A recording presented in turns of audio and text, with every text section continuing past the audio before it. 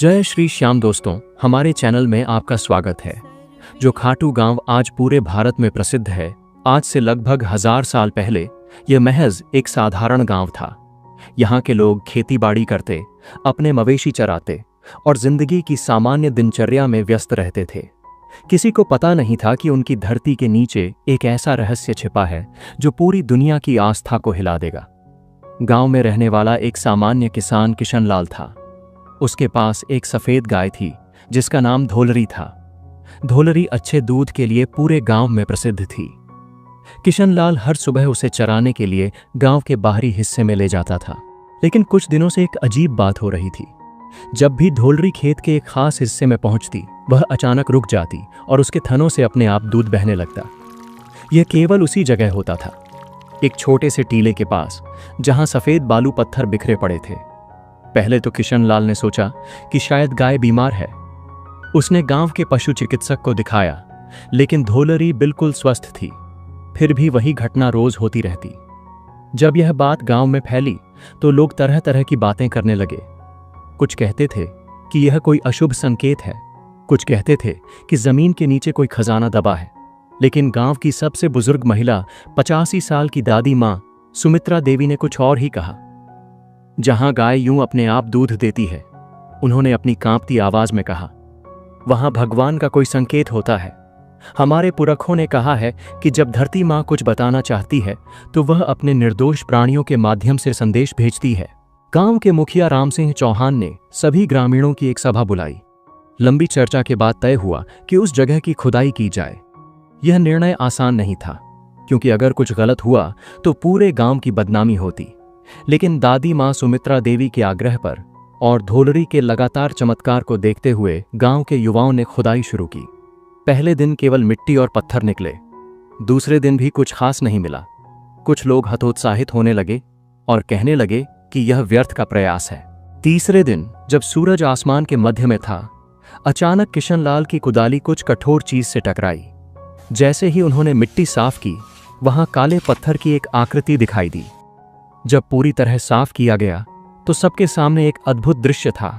एक मानव सिर की आकृति जो पत्थर से बनी लगती थी, लेकिन उसमें एक अजीब सी दिव्यता थी। सिर के चेहरे पर एक शांत मुस्कान थी। आंखें बंद थीं, मगर ऐसा लगता था मानो वह देख रहे हों। माथे पर तिलक के निशान थे और पूरी मूर्ति से एक अलौकिक तेज निकल रहा था। यह देखते ही पूरे गांव में हलचल मच गई। बुजुर्ग महिलाएं खुशी के आंसू रोने लगीं। बच्चे डर और जिज्ञासा से देखने लगे। पुरुष श्रद्धा से सिर झुकाने लगे। दादी मां सुमित्रा देवी ने कहा, मैंने अपने दादाजी से सुना था कि युगों पहले यहां कोई महान आत्मा दफन की गई थी। आज वह प्रकट हुई है। यह कोई साधारण मूर्ति नहीं, यह किसी देवता का अवतार है। गांव के पंडित जी को बुलाया गया। उन्होंने मूर्ति को देखते ही कहा कि यह अवश्य ही किसी दिव्य शक्ति का प्रतीक है। उन्होंने मूर्ति को धूप दीप से पूजा की और कई दिनों तक नित्य आराधना करते रहे। 7वें दिन की रात खाटू के तत्कालीन राजा रूप सिंह चौहान को एक स्वप्न आया। स्वप्न में एक तेजस्वी पुरुष ने उनसे कहा, राजन, मैं हूं बर्बरीक, जिसे लोग अब श्याम के नाम से जानेंगे। महाभारत काल में मैंने अपने प्राणों की आहुति दी थी धर्म की रक्षा के लिए। श्री कृष्ण ने मुझे वरदान दिया था कि कलयुग में मैं उनके नाम से पूजा जाऊंगा। आज वह समय आया है। मेरे लिए एक भव्य मंदिर का निर्माण करो। मैं यहां हारे हुओं का सहारा बनूंगा। राजा रूप सिंह चौहान ने तुरंत मंदिर के निर्माण का आदेश दिया। सन 1027 ईस्वी में फाल्गुन शुक्ल एकादशी के शुभ दिन वह पवित्र मूर्ति मंदिर में स्थापित की गई। गांव के लोग नहीं जानते थे कि यह सिर महाभारत के उस वीर योद्धा का था, जिसने युद्ध में भाग न लेकर भी पूरे युद्ध को प्रभावित किया था, जिसकी वीरता, त्याग और न्यायप्रियता की कहानी आज भी अनकही है। समय की गहराई में जाकर हमें पहुंचना होगा महाभारत काल में। वह युग जब धरती पर धर्म और अधर्म के बीच महासंग्राम की तैयारी हो रही थी। इसी काल में जन्मा था एक अद्भुत बालक, जिसकी कहानी सुनकर आज भी रोंगटे खड़े हो जाते हैं। महाभारत में भीमसेन की पत्नी हिडिंबा से उत्पन्न हुआ था घटोत्कच। राक्षस और मानव के संयोग से बना यह योद्धा अपनी माया और शक्ति के लिए प्रसिद्ध था। घटोत्कच का विवाह हुआ दैत्यराज मोरा की पुत्री अहिलावती से, जो अपनी विद्वता और तपस्या के लिए जानी जाती थी। अहिलावती केवल एक दैत्य कन्या नहीं थी, उसने वर्षों तक मां कामाख्या की आराधना की थी और दिव्य शक्तियों की स्वामिनी बन गई थी। उसे भविष्य दिखाई देता था और वह जानती थी कि उसके गर्भ से जो संतान जन्म लेगी वह कोई साधारण बालक नहीं होगा। जब बर्बरीक का जन्म हुआ तो आसमान में अनोखे चिन्ह दिखाई दिए। पक्षी अलग तरह से गा रहे थे, हवा में दिव्य सुगंध फैली थी और जंगल के सभी जानवर शांत हो गए थे। ऐसा लगता था मानो प्रकृति स्वयं इस बालक के स्वागत में तैयार हो गई हो। बर्बरीक जन्म से ही असामान्य था। 3 साल की उम्र में वह भारी पत्थर उठा लेता था। 5 साल में वह तीर कमान चलाने लगा। 7 साल में वह जंगल के सबसे तेज दौड़ने वाले हिरण को पकड़ लेता था। लेकिन सबसे अनोखी बात यह थी कि बर्बरीक में दया और न्याय की भावना कूट कूट कर भरी थी। वह कभी किसी कमजोर को सताता नहीं था, बल्कि जब भी कोई ताकतवर किसी कमजोर को परेशान करता तो बर्बरीक उसका साथ देता। एक दिन मां अहिलावती ने बर्बरीक से पूछा, पुत्र, यदि तुम्हें कभी किसी युद्ध में जाना पड़े तो तुम किसका साथ दोगे? बर्बरीक ने बिना झिझक के उत्तर दिया, मां, मैं हमेशा सही का साथ दूंगा, लेकिन युद्ध में अक्सर यह पता करना कठिन होता है कि सही क्या है। अहिलावती ने समझाया, क्या तुम मेरा एक वचन मानोगे? हाँ मां, आपकी हर बात सिर आंखों पर। जब भी कोई युद्ध हो तुम हमेशा उस पक्ष का साथ दोगे जो हार रहा हो, क्योंकि हारने वाले को सहारे की सबसे ज्यादा जरूरत होती है। यह वचन बर्बरीक के जीवन की दिशा तय कर देने वाला था। आगे चलकर यही वचन उसे हारे का सहारा बनाने वाला था। युवावस्था में पहुंचकर बर्बरीक ने निश्चय किया कि वह कोई ऐसी शक्ति प्राप्त करेगा जिससे वह न्याय की रक्षा कर सके। मां की सलाह पर वह हिमालय के एकांत स्थान पर मां दुर्गा की तपस्या करने चला गया। 12 वर्षों तक बर्बरीक ने घोर तपस्या की। केवल फल फूल खाकर, कभी कभी केवल हवा पीकर वह मां दुर्गा की आराधना में लीन रहता। उसकी तपस्या इतनी कठिन थी कि देवता भी चकित रह गए। अंततः माता आदिशक्ति यानी मां दुर्गा प्रसन्न हुई और प्रकट होकर बोली, वत्स बर्बरीक, तुम्हारी तपस्या से मैं प्रसन्न हूं, मांगो क्या चाहिए? बर्बरीक ने हाथ जोड़कर कहा, माता, मुझे ऐसी शक्ति दीजिए जिससे मैं अकेले ही किसी भी अन्याय का अंत कर सकूं। मां दुर्गा मुस्कुराई और बोली, तथास्तु, मैं तुम्हें 3 दिव्य बाण देती हूं।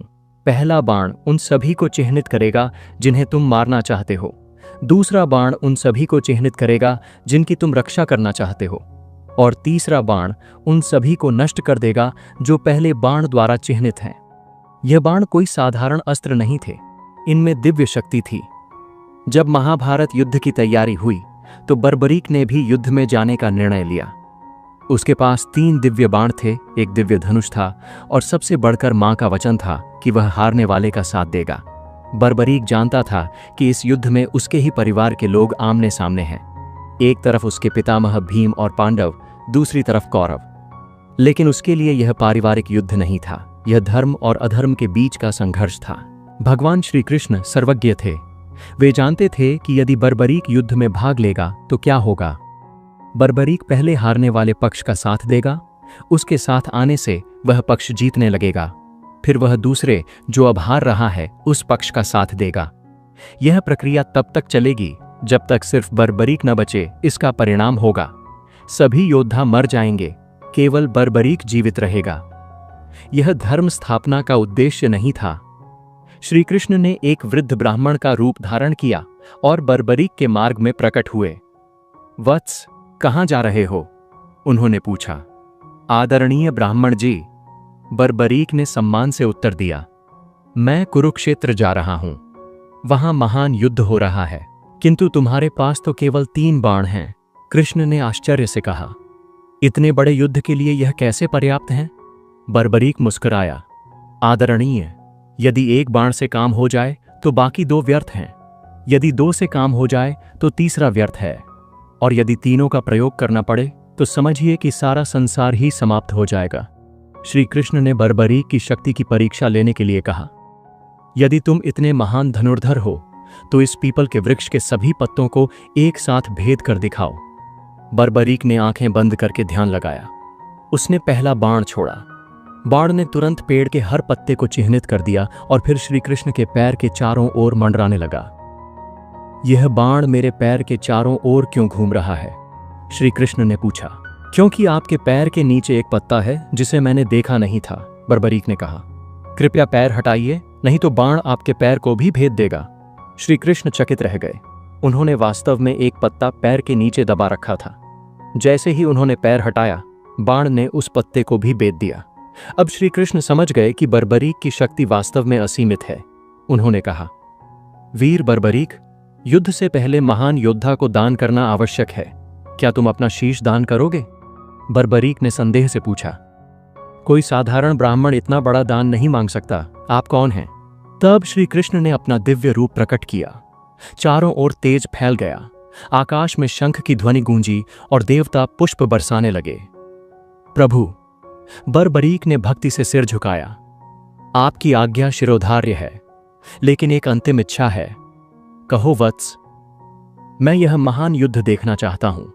श्री कृष्ण ने बर्बरीक को वरदान दिया, तुम्हारा शीश एक पहाड़ी पर रखा जाएगा, जहां से तुम पूरा युद्ध देख सकोगे, और कलयुग में तुम मेरे ही नाम श्याम से पूजे जाओगे। तुम्हारी शक्ति, तुम्हारा त्याग और तुम्हारी न्यायप्रियता हमेशा के लिए अमर हो जाएगी। बर्बरीक ने प्रसन्नतापूर्वक अपना शीश काटकर श्री कृष्ण को समर्पित कर दिया। श्री कृष्ण ने उस शीश को अमृत से सींचा और उसे एक पहाड़ी पर स्थापित कर दिया। पूरे 18 दिन का युद्ध बर्बरीक के शीश ने देखा। युद्ध के अंत में जब युधिष्ठिर ने पूछा कि युद्ध में सबसे महान योद्धा कौन था, तो बर्बरीक के शीश ने उत्तर दिया, मुझे युद्ध में केवल भगवान श्री कृष्ण का सुदर्शन चक्र ही घूमता दिखाई दिया, जो शत्रु सेना का वध कर रहा था। उनके अपने शब्दों में, वे युद्ध में किसी भी योद्धा को लड़ते हुए नहीं देख रहे थे, बल्कि केवल श्री कृष्ण के सुदर्शन चक्र को ही सभी की गर्दन काटते हुए देख रहे थे। बर्बरीक का शीश युद्ध के बाद अंतर्धान हो गया। श्री कृष्ण का वरदान था कि वह कलयुग में पुनः प्रकट होगा।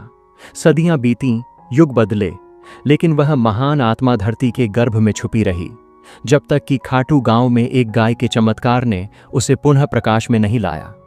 खाटू गांव में बर्बरीक के शीश की खोज के बाद जो घटनाएं हुईं, वे न केवल आश्चर्यजनक थीं, बल्कि इतनी रहस्यमय थीं कि आज भी वैज्ञानिक इनकी व्याख्या नहीं कर सकते। राजा रूप सिंह चौहान का स्वप्न केवल एक सामान्य सपना नहीं था। जब उन्होंने आंखें खोली तो उनके माथे पर तिलक का निशान था, बिल्कुल वैसा ही जैसा उस दिव्य पुरुष के माथे पर था जिसने स्वप्न में दर्शन दिए थे। यह देखकर रानी नर्मदा कंवर भी चकित रह गईं। अगली सुबह राजा ने पूरे राज्य में घोषणा करवाई कि खाटू में एक भव्य मंदिर का निर्माण होगा, लेकिन यह कोई साधारण मंदिर नहीं होगा। यह कलयुग के सबसे महान संरक्षक का धाम होगा। मंदिर के निर्माण में कई अलौकिक घटनाएं हुईं। जब शिल्पकार पत्थर काटने आए तो उन्होंने देखा कि कुछ पत्थर अपने आप एक खास आकार में कट जाते थे। मकराना संगमरमर के जो टुकड़े लाए गए थे, उनमें से कुछ पर प्राकृतिक रूप से श्री कृष्ण के चिन्ह बने हुए थे। सबसे आश्चर्यजनक बात यह थी कि जहां शीश मिला था, वहीं पास में एक कुंड अपने आप बन गया था। यह कुंड रातों रात बना था और इसमें निरंतर मीठा पानी भरा रहता था, बिना किसी दिखाई देने वाले जल स्रोत के। यह कुंड कभी सूखता नहीं, चाहे कितना भी भयानक अकाल हो। इसका पानी हमेशा मीठा और ठंडा रहता है। इस कुंड का भौगर्भिक सर्वेक्षण करने पर कोई भी भूमिगत जल स्रोत नहीं मिला, फिर भी यहाँ निरंतर पानी आता रहता है। इस पानी में ऐसे खनिज तत्व मिलते हैं जो आसपास के किसी भी पानी में नहीं मिलते। सैकड़ों साल पुराने इस कुंड का पानी हमेशा शुद्ध रहता है, कभी कोई बीमारी नहीं फैलती। श्याम कुंड के आधुनिक चमत्कार। प्रिया शर्मा की कहानी। प्रिया को ब्लड कैंसर था। डॉक्टरों ने हार मान ली थी। उसके परिवार ने अंतिम उम्मीद के रूप में श्याम कुंड में स्नान कराया।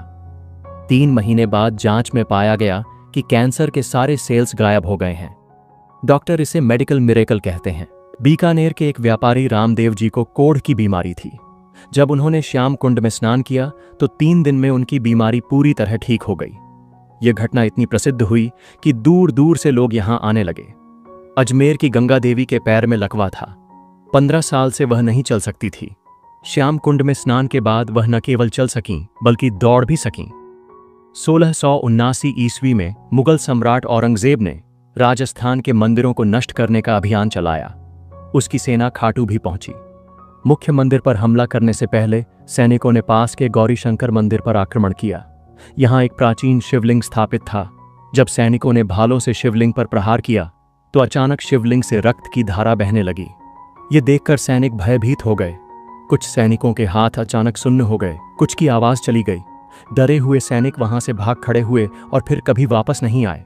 1857 के विद्रोह के समय, जब अंग्रेजों और स्थानीय राजाओं के बीच संघर्ष चल रहा था, खाटू मंदिर पूरी तरह सुरक्षित रहा। कहते हैं कि जो भी मंदिर को नुकसान पहुंचाने की सोचता था, वह रहस्यमय रूप से बीमार हो जाता था। 1947 में भारत पाकिस्तान बंटवारे के दौरान जब चारों ओर दंगे हो रहे थे, खाटू में पूरी शांति रही। 1971 में जब राजस्थान में भीषण बाढ़ आई तो चारों ओर पानी ही पानी था, लेकिन मंदिर परिसर में एक बूंद पानी नहीं घुसा। श्याम कुंड का पानी भी बिल्कुल साफ रहा।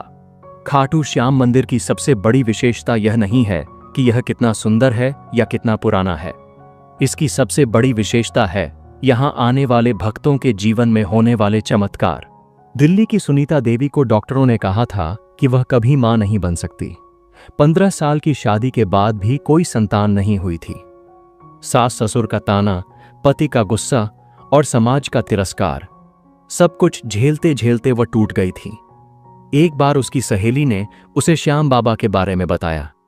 सुनीता ने सोचा कि अब तो सब कुछ आजमा चुकी है, एक बार यहां भी चलकर देख लेती है। जब सुनीता खाटू पहुंची तो उसके सामने एक अनोखा दृश्य था। एक औरत अपने नवजात बच्चे को लेकर श्याम बाबा के सामने खड़ी थी और कह रही थी, बाबा, आपने मुझे यह संतान दी है, इसे आपका आशीर्वाद हमेशा मिलता रहे। सुनीता को लगा जैसे यह दृश्य सीधे उसके दिल पर चोट कर रहा हो। उसकी आंखों से आंसू बहने लगे। उसने श्याम बाबा से प्रार्थना की, बाबा, मुझे भी मां बनने का सुख दो, मैं आपका सबसे बड़ा निशान लेकर आऊंगी। 3 महीने बाद सुनीता गर्भवती हुई। 9 महीने बाद उसका एक सुंदर बेटा हुआ। जब बच्चा 6 महीने का हुआ तो सुनीता ने वादे के अनुसार 21 फुट का निशान लेकर पैदल यात्रा की। सुनीता के अब 3 बच्चे हैं। वह हर साल निशान यात्रा करती है और अन्य निःसंतान महिलाओं को प्रेरणा देती है। राकेश अग्रवाल जयपुर का एक छोटा व्यापारी था। उसकी कपड़े की दुकान में बहुत कम ग्राहक आते थे। उस पर 5 लाख रुपए का कर्ज हो गया था। साहूकार परेशान कर रहे थे, दुकान बंद करने की नौबत आ गई थी। राकेश की मां ने कहा, बेटा, एक बार श्याम बाबा के दर्शन करके आ, हमारे परिवार में सभी का भला हुआ है वहां जाने से। राकेश ने सोचा कि अब तो सब कुछ गया ही समझो, एक बार कोशिश करके देख लेते हैं। उसने निशान बनवाया और पैदल यात्रा की। मंदिर में जाकर उसने प्रार्थना की, बाबा, मेरा व्यापार ठीक कर दो, मैं हर साल आपका निशान लेकर आऊंगा और गरीब लोगों की मदद करूंगा। खाटू से लौटने के 1 हफ्ते बाद राकेश की दुकान में एक बड़ा व्यापारी आया।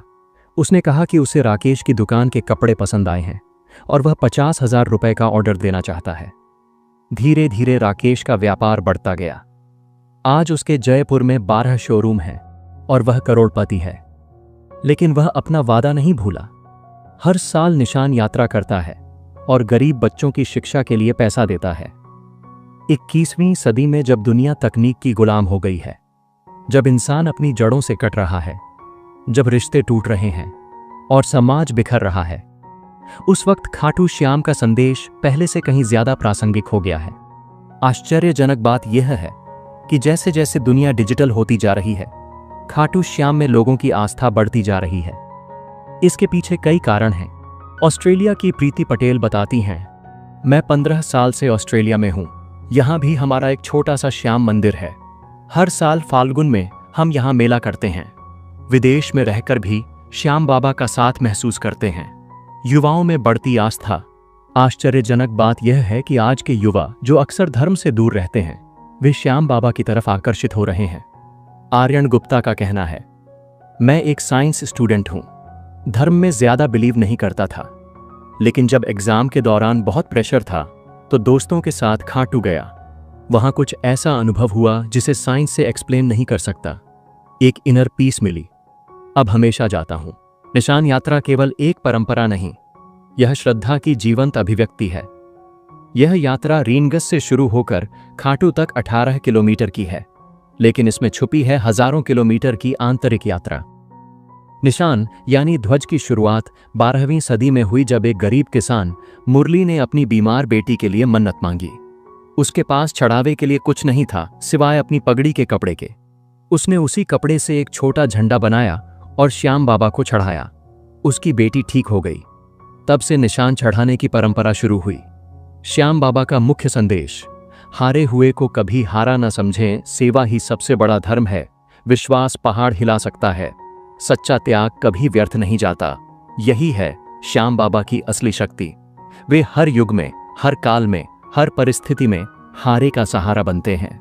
दोस्तों, अगर आपको ये वीडियो अच्छी लगी हो तो एक छोटा सा लाइक जरूर करें और हमारे चैनल को अब तक सब्सक्राइब नहीं किया है तो आज ही कर लें, ताकि हर नए चमत्कार से आप जुड़े रहें। और कमेंट में जय श्री श्याम लिखकर जरूर जाएं।